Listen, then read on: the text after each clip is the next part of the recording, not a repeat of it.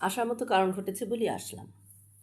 আচ্ছা, মুশকিল হয়েছে যে আমি আমার ছেলে নিয়ে কোচিং সেন্টারে যেতে ইনসিকিউর ফিল করছি।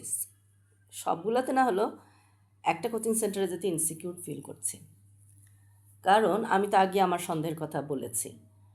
এখন যেটা আমি সন্দেহ করছি যে Arnon Milchan gang in Bangladesh আমাকে ফাঁসানোর জন্য চেষ্টা থামায় রাখে নাই, বিভিন্নভাবে ফাঁসাতে চাচ্ছে।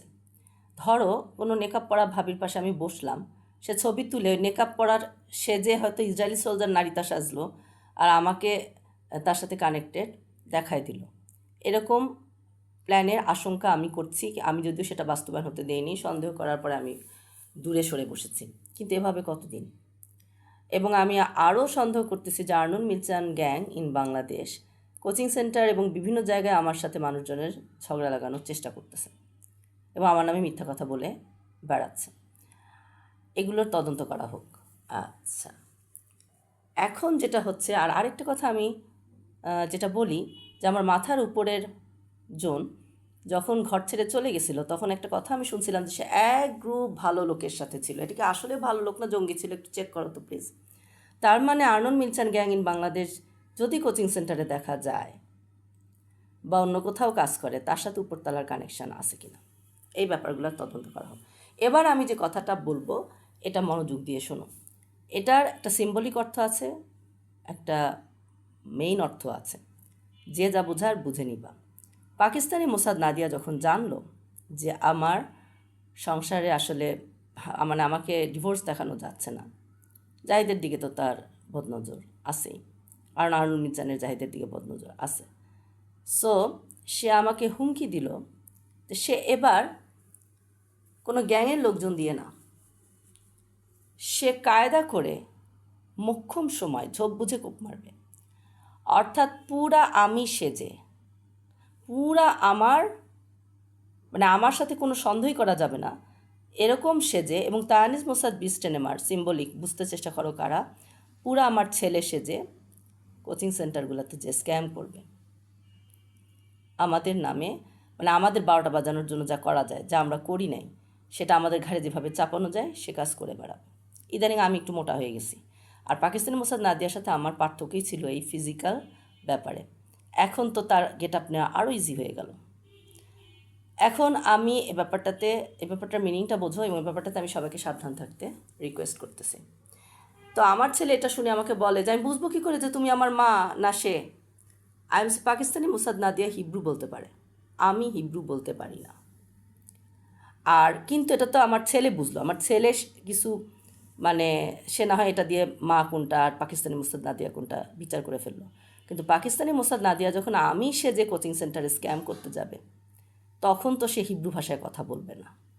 আমার ছেলে না হয় এই জিনিসটা দিয়ে সে টেস্ট করবে, কিন্তু বাইরের মানুষ তো সেটা জানবে না। সো এরকম কোনো ঘটনা যাতে পাকিস্তানি মোসাদ নাদিয়া ঘটাতে না পারে, সে ব্যাপারে আমি সবাইকে সজাগ থাকতে বলি।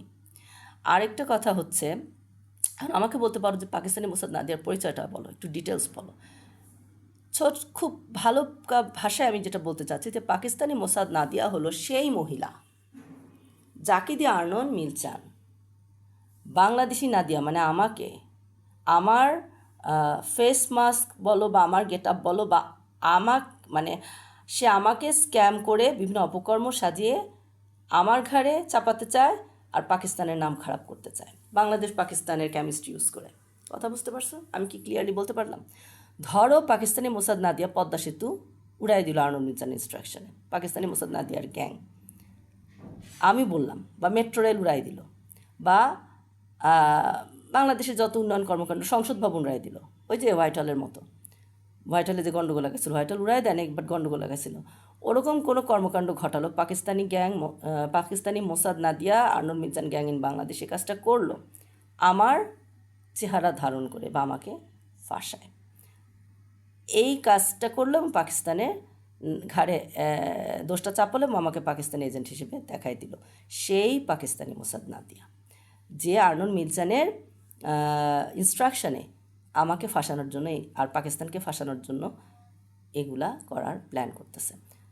বাংলাদেশিরা, আমি যে জায়গাগুলোর নাম বললাম শুনে রাখো, ব্যাপারগুলো কিন্তু আসলেও রিস্কি।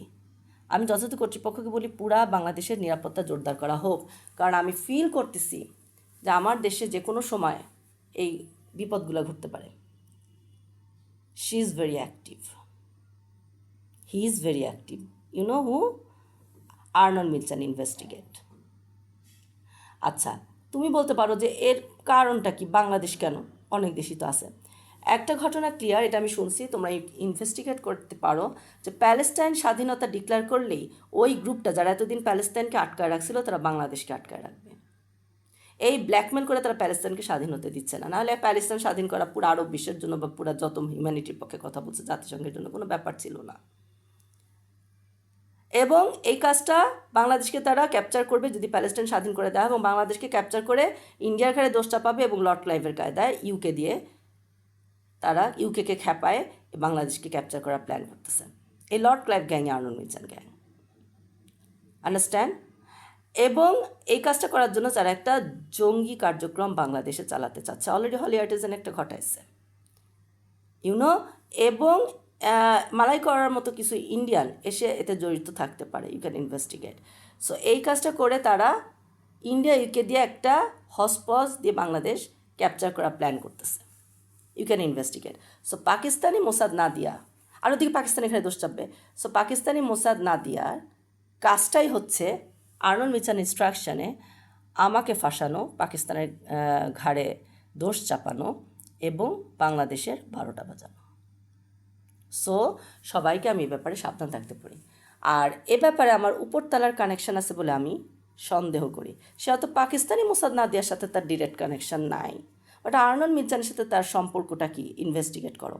আর সেই আমার ছেলের নামে বিভিন্ন স্কুল কোচিংয়ে লোক লাগায়, হুমকি ধামকি দিয়ে উল্টাপাল্টা কাজ করাচ্ছে নাকি, যেমন ভয় ভীতি দেখিয়ে ঝগড়া লাগানোর চেষ্টা করতেছে নাকি আমার সাথে, বা আমার ছেলেকে মানে পড়ার প্রেশার যেটা যে দেওয়ার কথা না, বা যেভাবে মানে আমার ছেলেকে ট্র্যাক লুজ করা, বা আমার ছেলেকে চেতানোর জন্য সে কোনো মানে আমার ছেলেকে ব্যতিব্যস্ত রাখার জন্য কোনো কার্যক্রম চালাচ্ছে নাকি, মানে পড়াশোনার বাটা বাজানোর জন্য ডিসঅর্ডার ঘটানোর জন্য সেই লোক লাগা এগুলো করাচ্ছে নাকি, ইনভেস্টিগেট প্লিজ।